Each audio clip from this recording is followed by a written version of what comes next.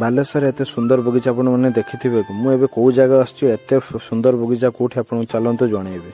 Hello ଭାଇମାନେ, ଆପଣମାନେ କେମିତି ଅଛନ୍ତି? ଆଶା କରୁଛି ଭଲ ଥିବେ। ଚାଲନ୍ତୁ ଏବେ ଆସି ପହଞ୍ଚିଗଲି ଫକୀରମୋହନ ୟୁନିଭର୍ସିଟି। ତ ଚାଲନ୍ତୁ ଆମେ ଫକୀରମୋହନ ୟୁନିଭର୍ସିଟିରୁ ପ୍ରଥମ ଥର ଆସିଛି। ତ ଫକୀରମୋହନ ୟୁନିଭର୍ସିଟିର ଭିତରେ କେତେ ବ୍ୟୁଟିଫୁଲ ଗାର୍ଡେନ ଅଛି ବା କେତେ ବ୍ୟୁଟିଫୁଲ କ୍ଲିନ୍ ଅଛି ଦେଖନ୍ତୁ। କେତେ ସୁନ୍ଦର ହେଇଛି କଲେଜଟା, ୟୁନିଭର୍ସିଟିଟା। ତ କେତେ ବଡ଼ ମାନେ ତାଙ୍କର ଫିଲ୍ଡ ହେଇଛି ବୁଲିବା ପାଇଁ, ପାର୍କ ମାର୍କ ପୁରା ବ୍ୟବସ୍ଥା ହେଇଛି। କେତେ ସୁନ୍ଦର ସବୁ ଗଛ ହେଇଛି ଆପଣମାନେ ଦେଖିବା ପାଇଁ। ତ କେତେ ସୁନ୍ଦର ଏଇଠି ମୂର୍ତ୍ତି ବି ହେଇଛି ଦେଖନ୍ତୁ ଏଇଠି ପୁରା। ତ ବହୁତ ସୁନ୍ଦର ହେଇଛି। ଆଉ ଫୁଲଟା ଦେଖନ୍ତୁ ଆପଣ ମାନେ ପୁରା ଡିଫରେଣ୍ଟ ଫୁଲ ଲାଗୁଛି, ପୁରା ଗାର୍ଡେନ ପରି ଫିଲ୍ ହଉଛି।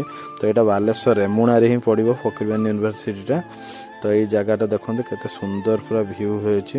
ଆପଣମାନଙ୍କୁ ବହୁତ ମସ୍ତ ବି ଲାଗିବ। ଆପଣମାନେ ଯଦି କେବେ ଏଇ କଲେଜରେ ପଢ଼ିଥିବେ ତ ଆପଣ ଜାଣିଥିବେ। ତେଣୁ ତ ଏବେ ରୋଡ଼ ଯିବା ବେଳେ ଯେଉଁ ଜଗନ୍ନାଥ ମନ୍ଦିର ପଡ଼ିବ ଏଟା ରେମୁଣାରେ, ତ ତାର ଭିଜିଟ୍ ଦେଖନ୍ତୁ। ଏଇଟା କେତେ ମାନେ ପାଖରେ ଗାଡ଼ି ରଖିଛନ୍ତି। ତ ଆପଣମାନେ ବି ଜଗନ୍ନାଥ ମନ୍ଦିର ଆସନ୍ତୁ, ଏଇଠି ଭିଜିଟ୍ କରନ୍ତୁ, ଆପଣଙ୍କୁ ବହୁତ ବଢ଼ିଆ ଲାଗିବ। ଦେଖନ୍ତୁ ଏଇଟା ତାଙ୍କର ଗେଟ୍ ଏଣ୍ଟ୍ରାନ୍ସ। ଜୟ ଜଗନ୍ନାଥ।